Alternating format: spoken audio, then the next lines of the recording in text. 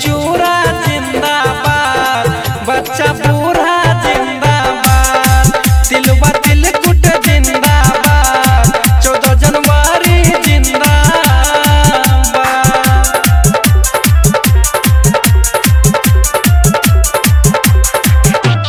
14 जनवरी मनाइबे रे दही चूरा रे खाए के।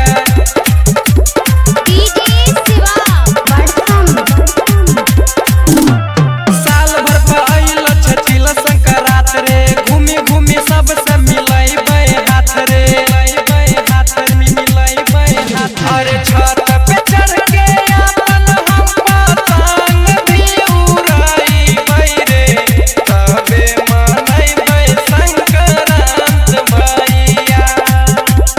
मुरही चूरा लाडू साथे दही चीनी खाइबे रे, तिलवा और तिलकुट के साथ भैया। मस्ती करे के एको मौका नहीं छोड़बै रे, दही चूरा जिंदाबाद, तिलवा तिलकुट जिंदाबाद, दही चूरा जिंदाबाद, बच्चा बूढ़ा